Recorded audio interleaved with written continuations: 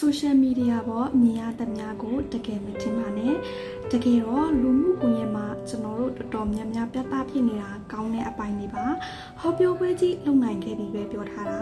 ထိုင်ကုန်လွတ်နေတဲ့ပုံလေးတက်လာတာမဟုတ်ဘူးချစ်သူကဘာလက်ဆောင်ပေးတယ်ပဲပြောတာသူ့ကြောင့်စိတ်ဆင်းရဲရတာတွေကြလူသိခံမှာမဟုတ်ဘူးတချို့ကြ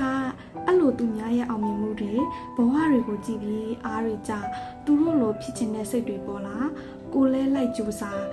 ဒီလိုလဲဖြစ်နိုင်တာပဲဒါပေမဲ့တစ်ဖက်ကကြတော့လေသူများတွေကိုကြည့်ပြီးကိုဘဝကိုအားမရတော့တာမျိုးဖြစ်လာနိုင်တယ်ဒီတော့မကြည်မနှက်ဖြစ်လာယုံကြည်မှုတွေပြောင်းလာမယ်အကောင်းအဆုံးတစ်ဖက်ရှိတာမို့ကိုကဘယ်ထဲပါလဲဆိုတဲ့အပေါ်မူတည်ပြီးလူမှုကွန်ရက်ကိုချင့်ချိန်သုံးပါ